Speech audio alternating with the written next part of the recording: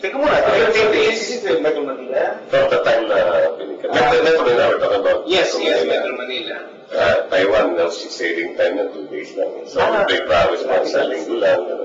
But then, it varies depending on the company. Like sa Manila Forwarder kasi, linggo-linggo may mahal yan. Monday o Wednesday, regular yan sa alis. So, kuha yung time frame na yan. Yan, may ibang company naman na naghihintay pa ng dagdag. Parang jeepney, di ba? Ito muna sa kanto, nagpupuno muna. So, hindi na nagagawa yung gano'n. I see. Pero ang presyo nun, halos pareho lang, mas mura lang sila konti. It varies eh. Kumbaga, depende sa quality of service, depende sa company. That is the reason why you have to check. That is the reason why you have to check. Para alam nyo na, ito, in-expect ko, darating ng ganitong petsa, darating. Dahil kanina nag-usapan natin, transit time lang. Diba? Eh, sabi nyo, kayo nang pipick up sa door ng papadala.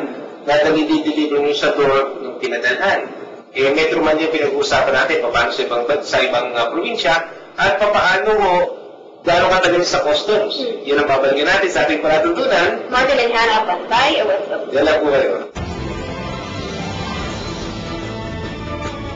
Sa Smart Pinoy na katulad mo, mag-high-tech ka na. Log on sa www.manilaforwarder.com. I-click ang Balikbayan box. Punta ang California, murang-mura. Mula sa California, sa bilis magbubulat ka.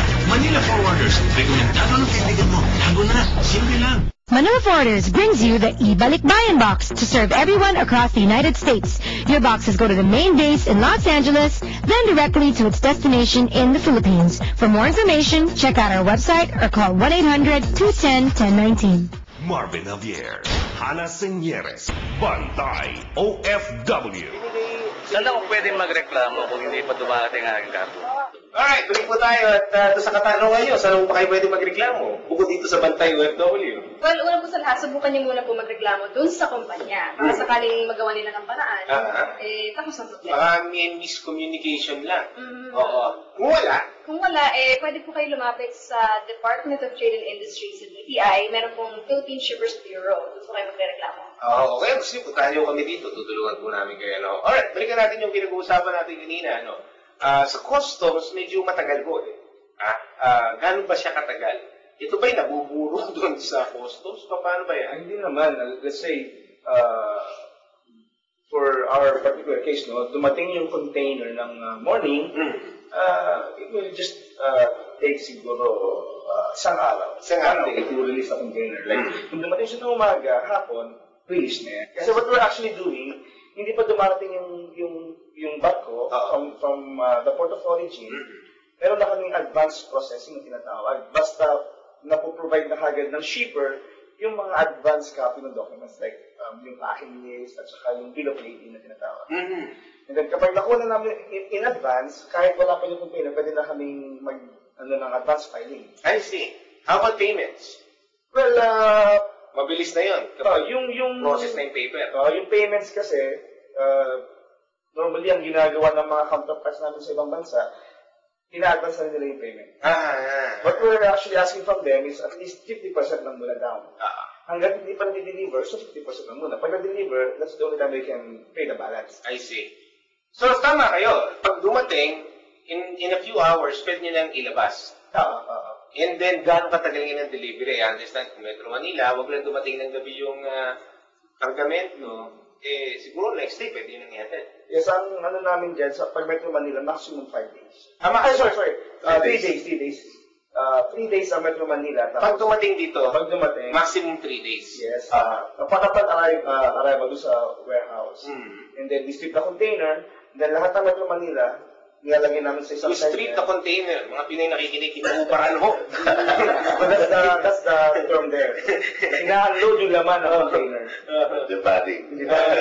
May kasi ako sa ganyan eh. Ito naman, magagalit sa atin si Mother Director.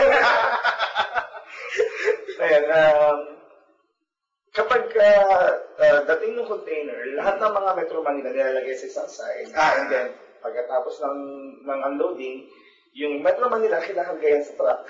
And then, diretso na. Maximum 3 days. So tama yung pangako nyo. Dahil sa US, 30 days, pasok na pasok yun.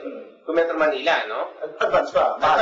In our case pa, sa Manila Forwarder, we have special task force. It's called Task Force Suzuki. Maliliit na van yan. Ang ganda ng mga pangalan. Hindi bastos yan.